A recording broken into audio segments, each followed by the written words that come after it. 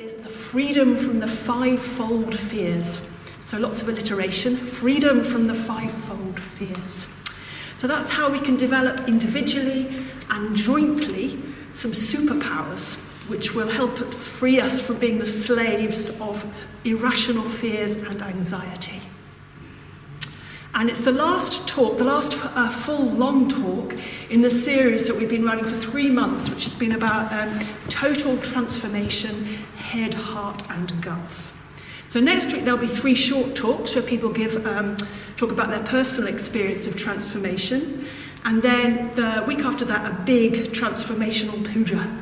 And puja really is a way where we can transform, so it'd be great to come to that.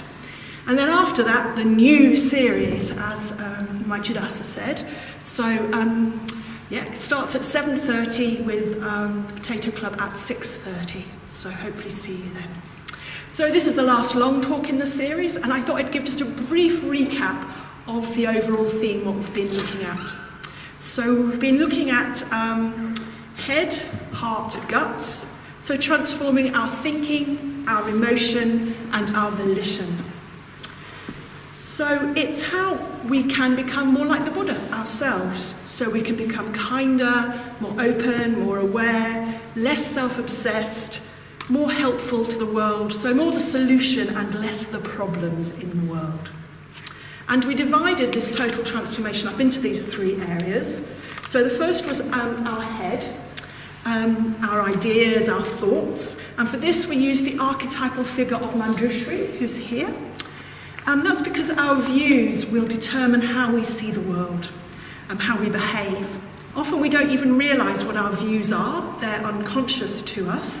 So it's about making our views more conscious through study, through talking, through friendship, so that we can challenge limiting views and unhelpful thoughts and encourage helpful thoughts and different ways of seeing ourselves, others, the nature of reality. So that's where we looked at transforming our heads. Then we looked at transforming our hearts, our emotions. So we had the archetypal figure of Avalokiteshvara, you might remember. And, we needed to look at our emotions because, of course, our emotions drive us. And the more we can bring them into our consciousness, the more we can be freed from unhelpful emotions. And the more we can spend time in positive emotions. And Avalokiteshvara really does represent very positive emotions. He's about compassion. He's about the experience, the lived experience of interconnectedness, and how we're all the results of our conditions. So Avalokiteshvara about developing our heart, our emotions. And then we looked at Vajrapani, so the archetypal figure for our guts. That's our volition, what drives us. So he's the archetypal figure of that. He started off, you might remember, as a fierce and wild, energetic nature spirit in the Pali canon. And he was converted to the Dharma and then made himself the Buddha's protector. So he was there to protect the Buddha and the Dharma. And when Vedanya talked about Vajrapani, he said we all have that energetic nature in us. We have a wild animal nature, all of us.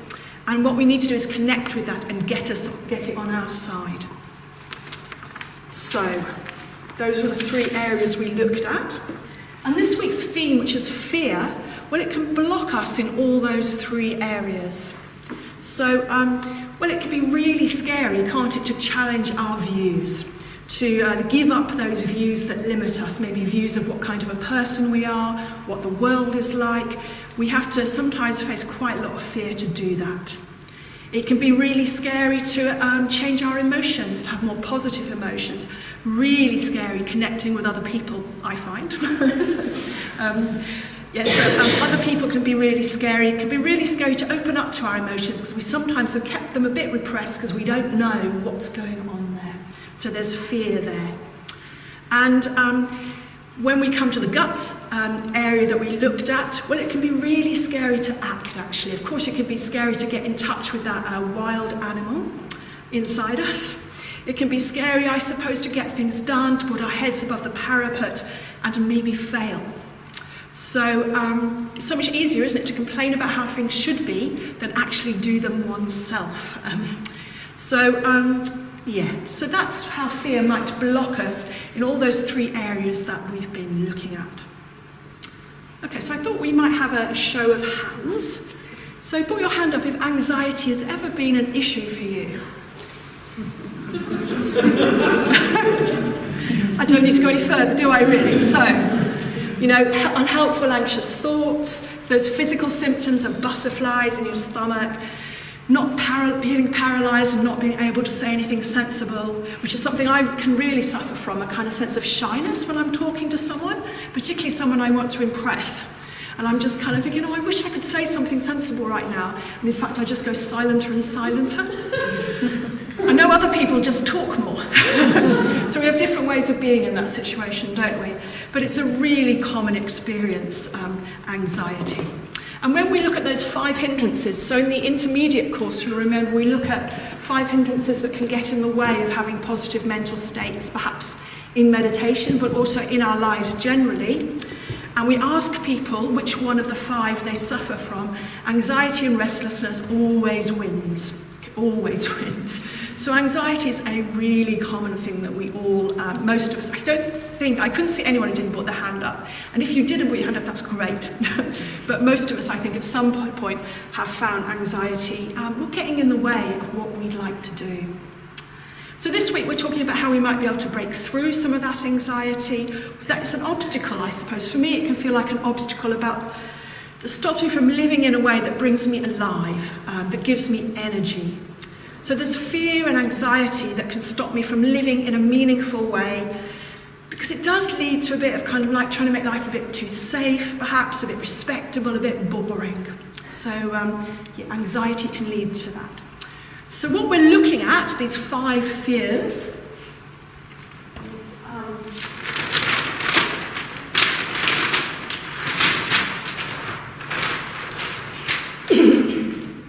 anyway, you can read it, hopefully. So the 5-fold fears, they're a text from the Pali Canon, which is some of the earliest teachings written down that the Buddha most presumably gave. And in the Pali Canon, he gives a list of 5 fears we might experience. So they're fear of livelihood. I think this is a fear of loss of livelihood, of not having livelihood. A fear of disrepute, that's a fear of having a bad reputation, people talking badly about you. A fear of public speaking.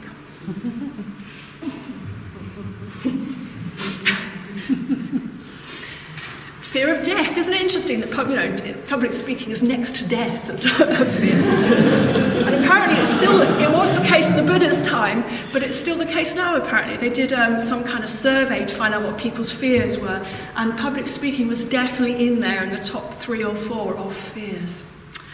So fear of death, and then fear of an unhappy future destiny. What will happen after we die? What will happen to us? So I'm going to say just a little bit about these 5, and then I'm going to say some more general thoughts about fear and anxiety. So I think the first 2, so fear of not having a livelihood, of losing your livelihood, and also the fear of disrepute, they're 2 of the main anxieties that can sometimes stop us from leading a meaningful life. So if we fear so much for our livelihood that we seek financial security rather than doing what we love, what inspires us, and if we're so worried of what disrepute, so we're so worried about what our family, our social group, society might say of us, how they might disapprove of us, that we don't follow what we love, then we're going to find our lives quite restrained. We're going to find that these fears can really hold us back. And what the Buddha says is that leading a meaningful life can help banish these anxieties. I'll say a bit more about that later. He says that if you take the plunge and you live according to what's most meaningful to you, these anxieties will actually fade away, because the fears they represent won't be so important to us. Then the 3rd fear, public speaking. In fact, it's called, in the actual Pali text, it's called fear of embarrassment when speaking in front of large assemblies. I think this represents what happens to us when we step outside our comfort zone. I'll say a little bit more about fear of public speaking later. And then death and rebirth, or death and our future destiny. So the mystery of what happens when we die and what happens to us after we die. And I think what the Buddha goes on to say in this text is that we can overcome, we can lose these fears as well. If we live according to our ideals, these fears will fade away. Perhaps because we've got false views at the moment of what it means to be alive. Actually, existence is impermanent, as we know, insubstantial, and yet we think that things are permanent, that we really exist, and that's where a lot of our fear comes from. So the mystery of what happens when we die and after we die, he talks about how we will let go of those fears. So we'll come back to those superpowers that will help us to let go of those fears. But first I'm just going to say a few general thoughts about anxiety and fear. So fear. So it's a big part of being a human. It often drives us, doesn't it, consciously and unconsciously. It limits us in many ways, and it stops us perhaps from spreading our wings and being the people we'd really like to be. But it's really important that we realise that, of course, we recognise that fear is really useful in some situations. I mean, it can literally save our lives, of course.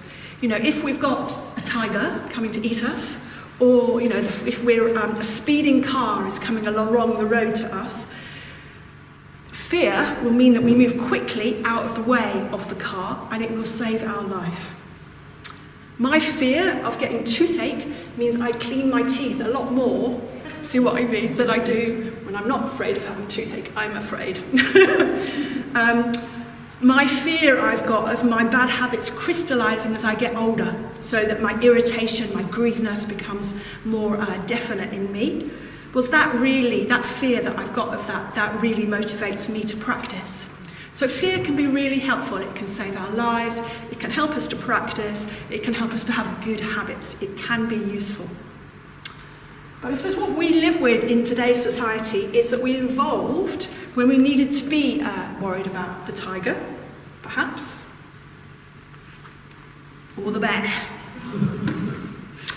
So we evolved the fight, flight, or freeze response.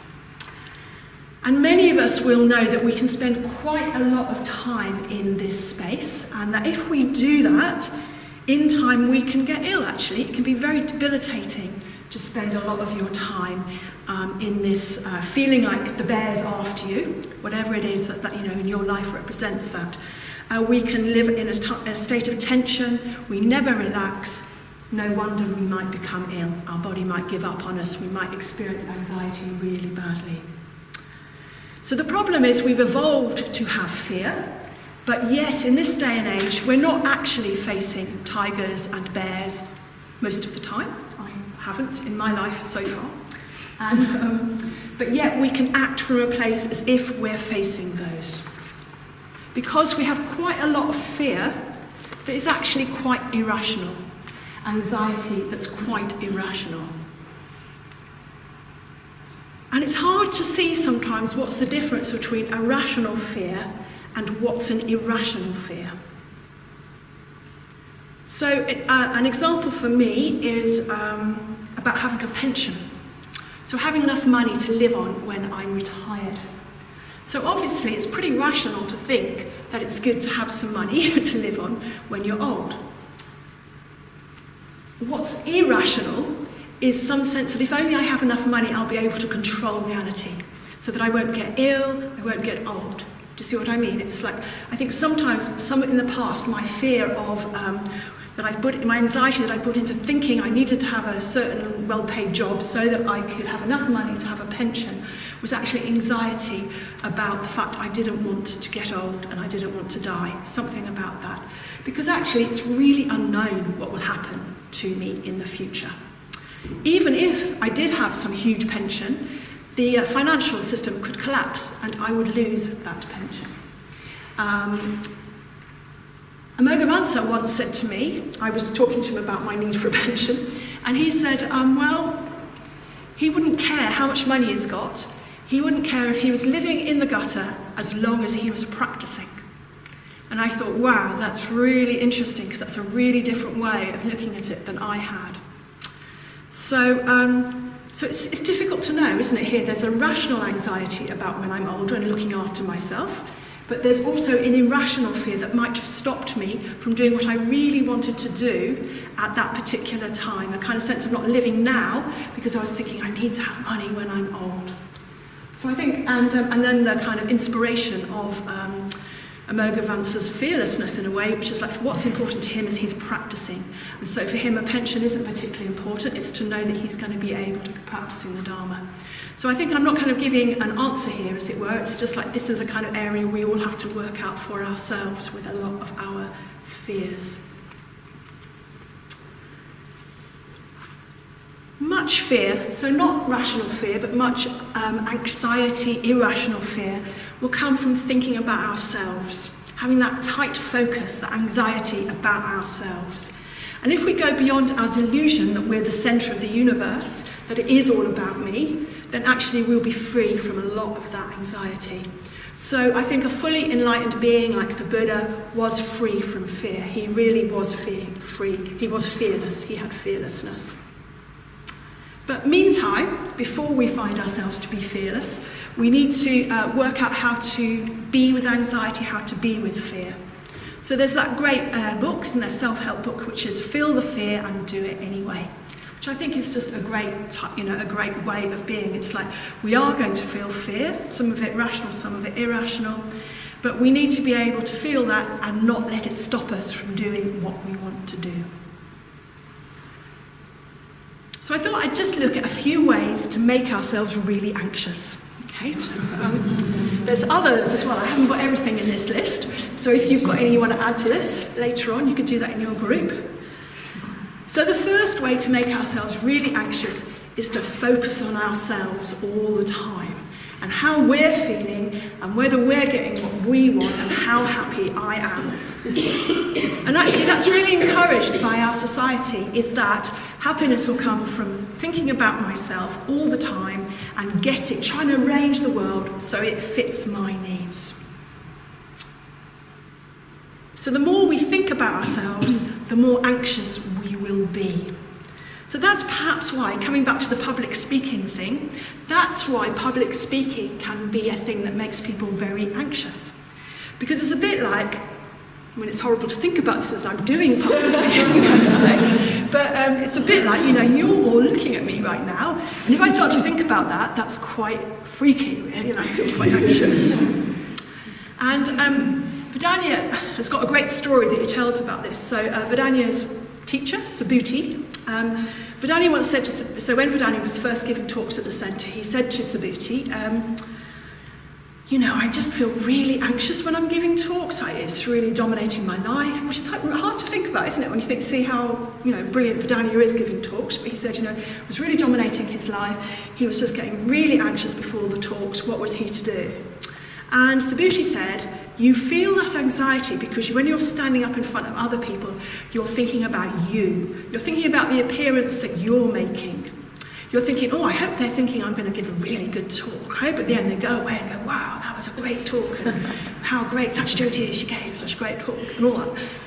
Actually, if you want to give a talk with less anxiety, or do anything pretty much with less anxiety, we need to make it about the other people, not about us.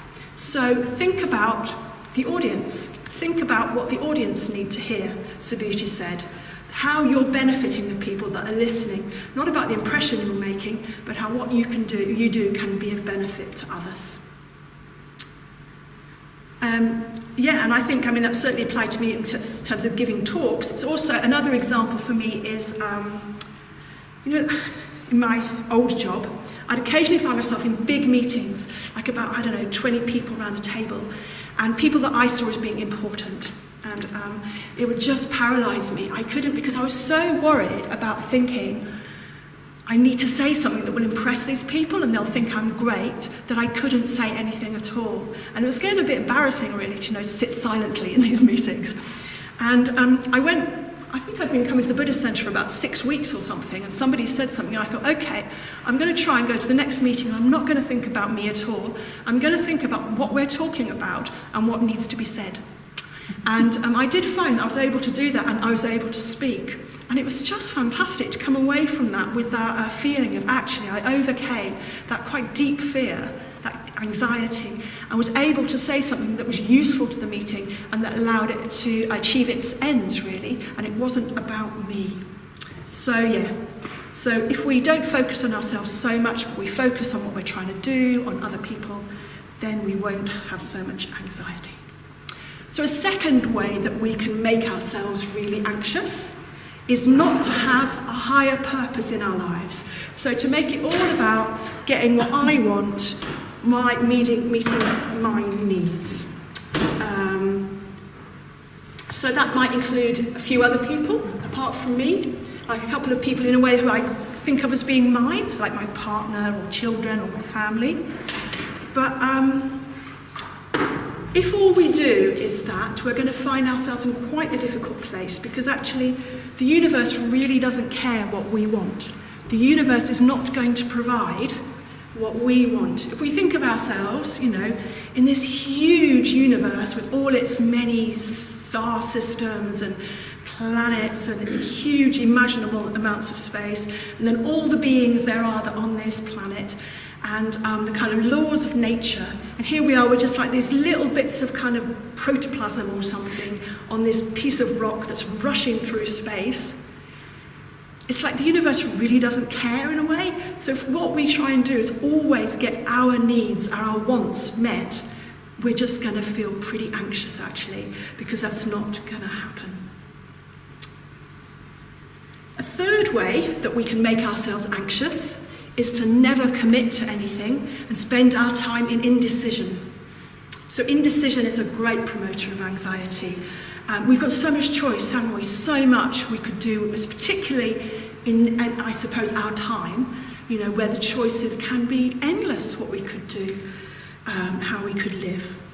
And so if we aren't able to commit to anything, but we're always trying to keep everything open, we're going to feel a lot of anxiety.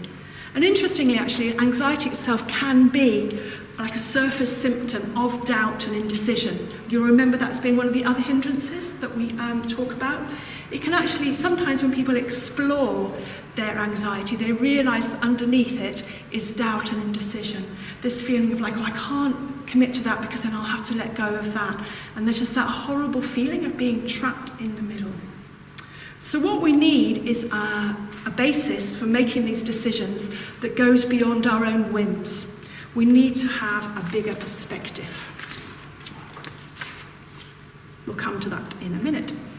So, the fourth way that we could make ourselves anxious and full of fear is to ignore our deeper or higher yearnings, whatever you call them. So some people will experience them as from the deep, some people experience them as higher, but we get these, we want to live in accordance with high values. We get a sense there could be more to life than perhaps we're living. And if we don't live like that, we will find ourselves disappointed in ourselves. If we find that we're not in a way, well, no, not just in a way, we really, all of us have the potential to become Buddhas. Every single one of us here, all human beings, all animals have the potential to become Buddhas. If as human beings we ignore that potential, we're going to feel an anxiety within us.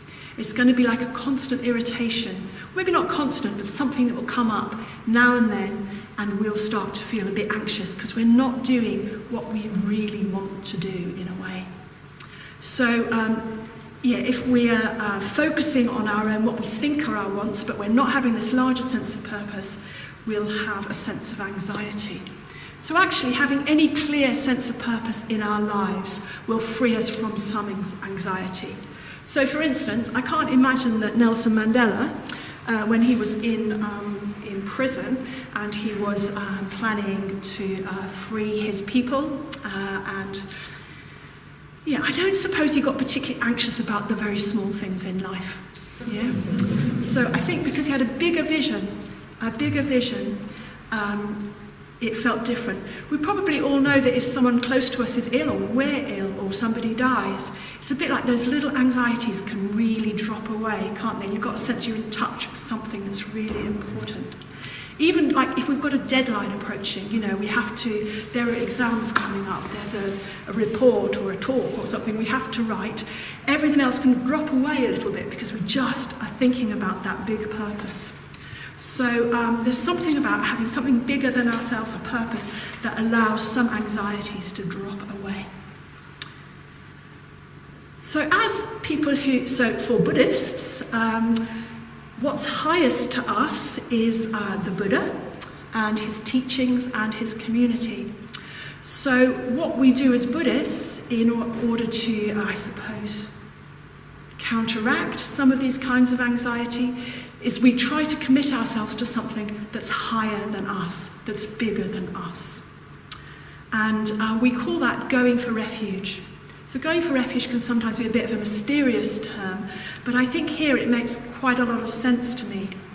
Because what we do is faced with the fact that without meaning in our life, when all we're trying to do is meet our own little needs, we're going to have a lot of anxiety and fear. We make the choice that actually we're going to turn towards and make the centre of our lives what seems to us the most beautiful, the most lovely, the potential that we can feel. So when we're going for refuge, we're thinking about more than ourselves, we're turning towards something. And we go for refuge to what we call the three jewels, the Buddha, the Dharma and the Sangha. So sometimes going for refuge can feel a bit cowardly, a bit like, well, what's that all about? Why are you kind of going to refuge away from life or something like that? And actually, we all go for refuge anyway. We live a life that's so fragile, it's so fleeting within it. We do experience fear and anxiety that we're going to go for refuge to something. And usually we go for refuge to something that's not actually going to work out in the long run. So possessions, maybe a beautiful house, amazing holidays and experiences, career, status, working so hard you never have time to think about life. There's lots of things we can go for refuge to. And instead of going for refuge to things that aren't going to work out in the long run, we turn towards the Buddha and all he represents. So his love, his wisdom, his energy. And what we can do is we can call him to mind in the everyday chaos that we often live in. So sometimes it can feel like ordinary life is a bit of a battlefield. There's like smoke. This is a bit of an old-fashioned battlefield, I think, actually. But anyway, there's like smoke and noise and all sorts of things going on. And you can't see clearly and people are rushing about everywhere. And you're not quite sure what your point in life is.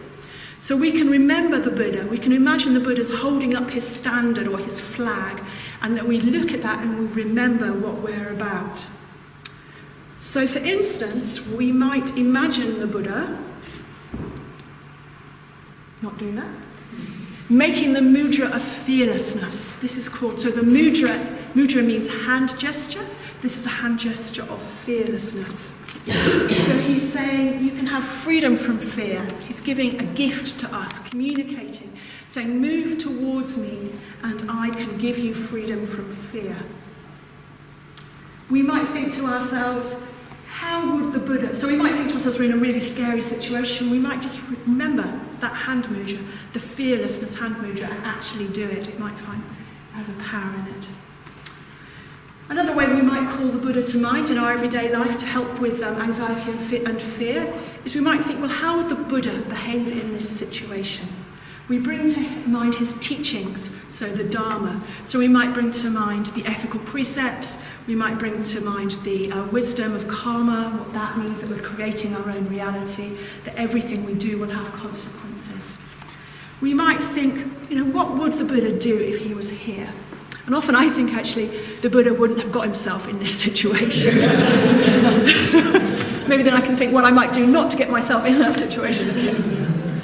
So, so we can develop a sense of moving towards the Buddha.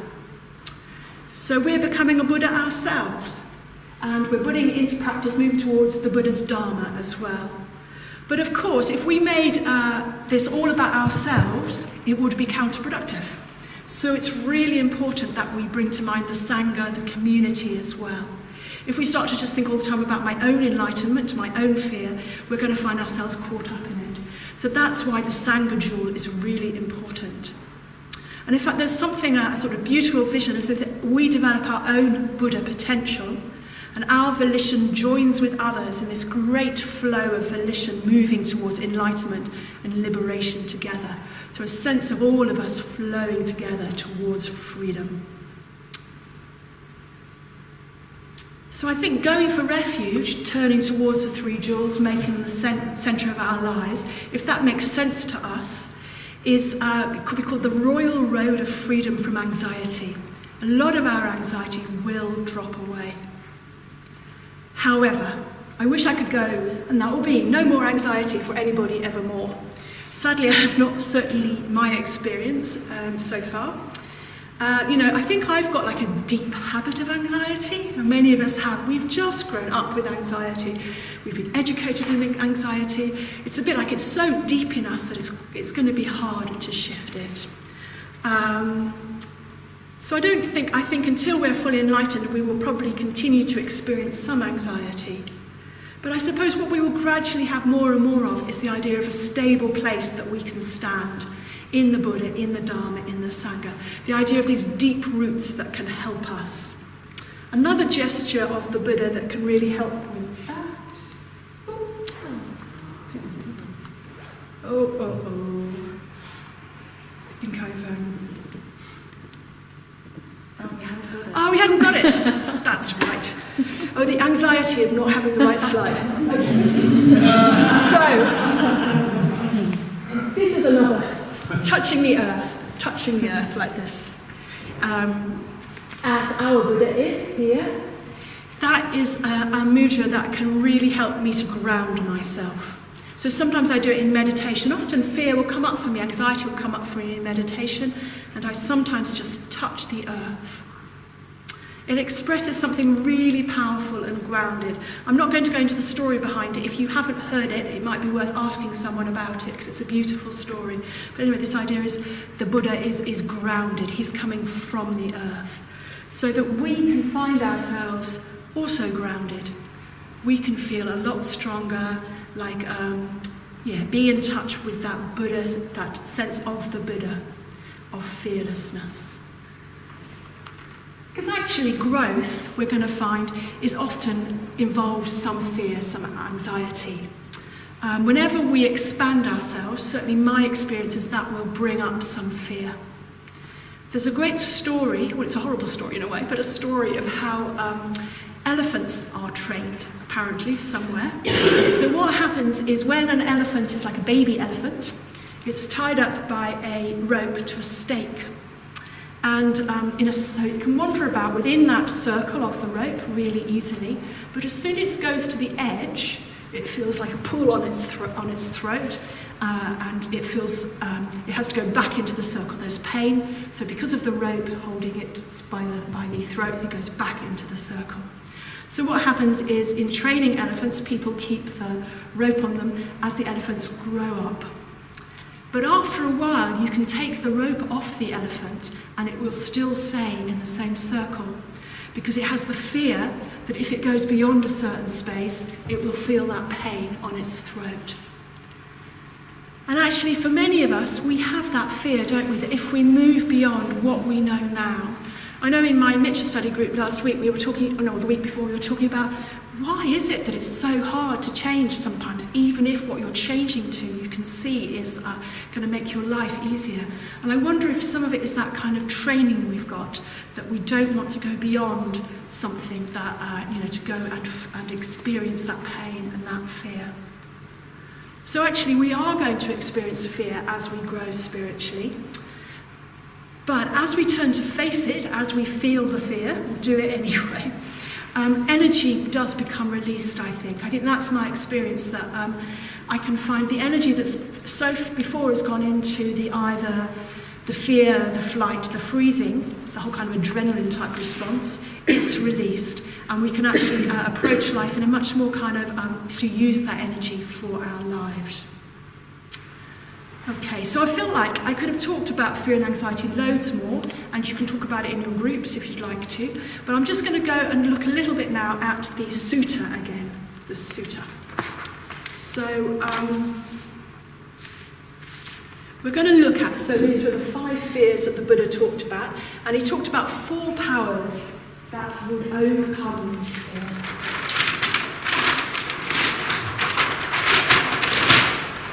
And I'm calling them the 4 superpowers. We all need superpowers at times. So they are the power of wisdom, the power of energy, the power of an ethical life, and the power of generosity. And actually, I'm not going to say a huge amount about each one. We've covered quite a lot in the series of talks, I think, about each one. But obviously, so wisdom. Wisdom is, let me just read from the sutta. What is the power of wisdom? This power sees clearly those things that are dark and those things that are bright, those things that are fit to be practiced and those things that are unfit, those things that are worthy of noble ones and those things that are unworthy. So it's the wisdom to know what to do, isn't it? What's appropriate to behave, what's going to lead to more suffering and what's not going to lead to suffering. So for instance, realising that having a bigger purpose will lead to more happiness. So in the autumn, if a leaf thinks that their life, if a leaf have a life, is all about them, autumn's a bit of a disaster, isn't it? It's a catastrophe. The poor old leaf has fallen off the tree, and that's it. It's the end of everything. It's something to be really terrified of. But if the leaf were only to know that actually it's part of the ongoing life of the tree, that it should drop off to allow the tree to survive the winter and to produce some energy that will go into the ground and feed the tree, or if it knew that it was part of the forest, this great forest of many trees, or even the whole ecology of a whole piece of countryside, then it's not a disaster, is it? It's not a disaster to fall off the tree. It's actually what needs to happen for the forest, for the ecology, for the trees. So I suppose wisdom is knowing, understanding much more what is our place in reality, in the universe. Wisdom, I suppose, is also knowing what's a rational fear, what's anxiety. And some of the ways that we might find that we can explore that is to study the Dharma, spend time with other people who are interested in similar ideas, maybe cut back on watching some news and some social media. If there's anything that leads to anxiety, it can be watching a 24-hour news station. And I should have put that in my list of how to make yourself really anxious, actually. Watch the 24-hour news stations. So energy is the next one, energy. The sutta says, the Buddha says, what is the power of energy? As to those things that are unskillful, dark, and unworthy of noble beings, it is to generate desire, to make an effort, to stir up one's energies to abandon those things. And as to those things that are wholesome, bright, and worthy of noble beings, it is to generate desire, to make an effort, to stir up one's energies to gain these things. So it's about putting our energy behind how we'd like to live our life. And I think a few weeks ago, Vajratara gave a talk where she just really talked about this energy in pursuit of the good really well. What blocks our energy, what can help our energy to grow. She made the point we need to find out what we really love, where our Shraddha is, our sense of faith, what brings us alive, if we want to find our fullest energy. So if you want to explore energy a bit more and you weren't here, I'd really recommend you watch or listen to Vajratara's talk. And then we come on to skillful life, an ethical life. The Buddha said, what is the power of a skillful life? Here a noble disciple is skillful in his or her deeds, skillful in his or her words, skillful in his or her thoughts. So this is about acting according to the precepts, acting ethically, using the precepts as a guide. And actually, I find that really, really helpful to use the precepts as a guide. Because first of all, the more ethical I am, the less anxious I need to feel. I'm not having to remember all the lies I've told and trying to keep the stories going, for instance. I'm not having to worry about, I don't know, the money whatever. It's like, whatever it is, I don't have to worry about it. But more than that, actually, when I feel, like 4 o'clock in the morning and you wake up with like all those thoughts, those anxious thoughts, I can think, is this real? Have I really broken a precept here? And if I have, well, I can make amends. But usually I find it's some kind of irrational guilt, some kind of just irrational anxiety about feeling like, maybe I've embarrassed myself or something like that. So using the precepts as a guide when I look at my behaviour, particularly if I'm feeling bad about myself, is just really helpful, because it kind of, it gives me something which is I suppose, a useful guideline, not just how I feel about it. So a lot more could be said about that. And then generosity. The fourth of our 4 superpowers is generosity. And the Buddha said, what is the power of generosity? Here a noble disciple gives gifts, gives friendly speech, gives helpful acts, and gives the gift of the Dharma. This is the best of gifts, the gift of the Dharma. And this is the best of friendly speech. And this is the best of helpful acts to strengthen faith, to arouse virtue, to instill generosity, to strengthen wisdom. So that's quite interesting. It's saying this is, being generous, so giving the gift of the Dharma, giving gifts, friendly speech, helpful acts, is the way that we will be able to strengthen our faith, to strengthen our wisdom. So we'll have heard a lot about generosity, but what I'd like to do right now, just to almost finish, is to talk a little bit about someone called Susiddhi, who was he was a real exemplar of generosity. In fact, of all those 4 superpowers, but particularly of generosity. And Susiddhi died on Friday night, and without him we wouldn't have this Buddhist centre. So let's just see a picture of Susiddhi. Okay, Susiddhi. So, Susiddhi really lived his life in accordance with the Dharma and what he believed in. He was deeply generous. So he's working, this is him working as a pharmacist. Without him, we wouldn't have this centre. I don't think they'd have the Glasgow centre either. So what he did is he sold his flat. He had apparently a posh flat in Edinburgh. And he bought property for the Sanghas in both Glasgow and Edinburgh so that they could have money for their centres. Then he came to Sheffield and he worked as a pharmacist in Lloyd's in Pittsmore. And he did that so that he could pay for there to be a house in Crooksmore. And I think he used some of his savings, and he also used the money that he earned working as a pharmacist to pay for some of the costs of the house, and also to pay towards the living costs of a couple of people. And what that meant was that they could run classes, teach meditation, teach the Dharma, teach Buddhism. And because they were able to buy the house in Crooksmore and then sell it, we were able to buy this place with a very low mortgage, actually. So without that generosity of Susiddhi starting that off, and giving his own money and his own time, we wouldn't have this place. The thing that I think is amazing is that he worked doing that job. I don't know if he liked it or not, but that's what he did, because he realised it was what needed doing, that he could actually earn more money than any of the other people he was living with. So the best thing was for him to earn the money and let other people teach the Dharma. And as a person who's particularly attached to being able to talk about the Dharma a lot, I just find that really generous. The thought that, someone might say to me, go and do some other job so that other people could do it, I just find that really amazing.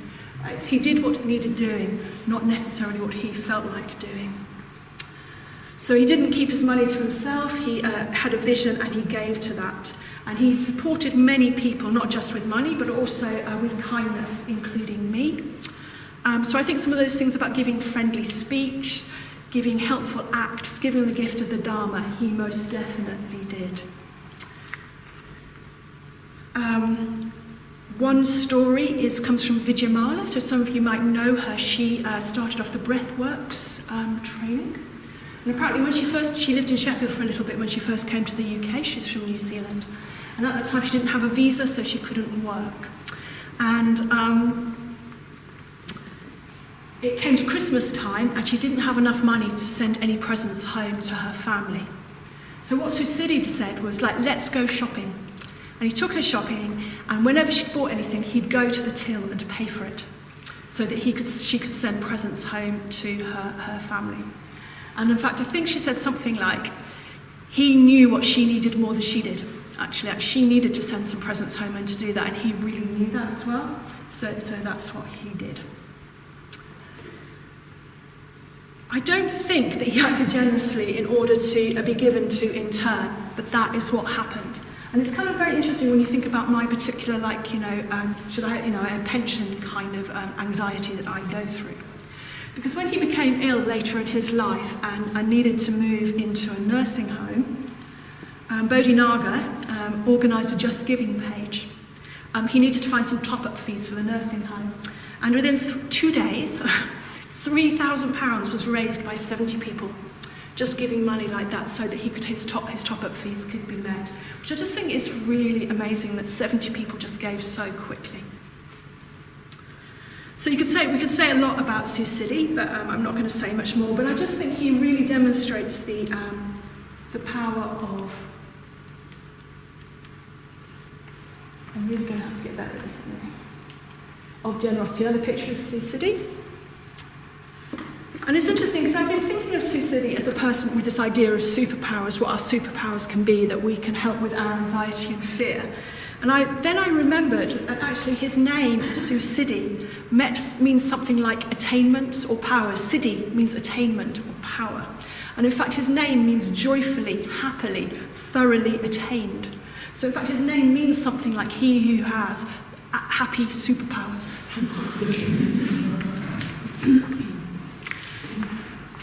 However, although I just want to show you a picture of him with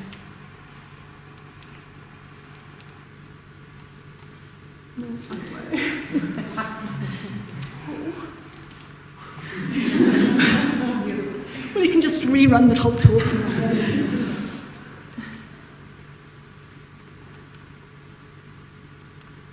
That's a picture of him more recently with Bodhinaga. Bodhinaga in himself has been very generous and has really looked after Susiddhi since he's been in the nursing home, taking on a lot of responsibility, really looking out for him and being with him last week as well, in his last week. So something I wanted to say about Susiddhi is, although I'm describing him as having superpowers, although his name means, him with the joyful superpowers, actually in many ways he was really normal. So for people who met him, you'd know he was really down to earth, really kind of Scottish, whatever that means, just really kind of no airs about him or anything, kind of nothing fancy about him. On the surface, he was more like Clark Kent in some ways. And I really like that. I really like that you don't have to be some kind of like amazingly obvious, flamboyant person in order to have such a huge effect on so many people that he's had. If you think about the many thousands of people who've come through this centre, many thousands, and the effect that's had, he's really had a powerful effect. And although without him we wouldn't have the centre, he didn't do it alone. That was a really, he worked with other people. He had a great deal of love and devotion for his teacher, Sangharakshita. He worked with other people, he invited other people in. Something I really benefited from was him asking me to come and be part of something that really had a big effect on me. So there's a sense of him working as part of a Sangha. And I suppose that's why I'm so personally devoted. His model, he was a role model. The way that we can work together here at the Buddhist Centre is why I'm so personally devoted to the Buddhist Centre and to the Triratna Buddhist order that he was a part of. Because I think that together we can really develop superpowers. It's amazing what we can do together. We can let go of our fears and we can do far more than we ever thought possible. Together we can really make amazing things happen. So that's why I'm part of the order, the Triratna Buddhist order. There's something magical about the way that we can work together and give to each other. So I suppose if that grabs your imagination and you're not already in the order, you haven't already asked for ordination, maybe think about what would it be like to be part of such an order. I think the order gave me many gifts, and one of them is that gift of more confidence, of being able to be with my fear much more. And interestingly, when we look at the traditional lists of what generosity what we can give money, we can give time, and one of the things we can give is fearlessness. That's something that's in the list, that we can give fearlessness. And I really personally aspire to that, actually, that I think the world is full of anxiety, much of it unnecessary anxiety. And we could all, and are, I hope, a little bit of helping make the world just a little bit less anxious, a little bit less fearful. So maybe we could all think about this week, is there one thing we could do which would help make the world a little bit less anxious? Have a little bit less fear in the world. Whether that's just not passing on to somebody else a bit of anxiety we might have floating about in our minds, whether that's just responding to somebody else's anxiety with kindness. Is there anything that we could do? So I suppose that what we can take away from this fivefold list, from these 4 powers, from Susiddhi's life, is that we can put down most of our anxiety, that we can give others that precious gift, the gift of fearlessness. So we can free ourselves and others from the shackles of fear and just enjoy ourselves and others more. And perhaps, like Susiddhi, we can live a remarkable life that benefits many people.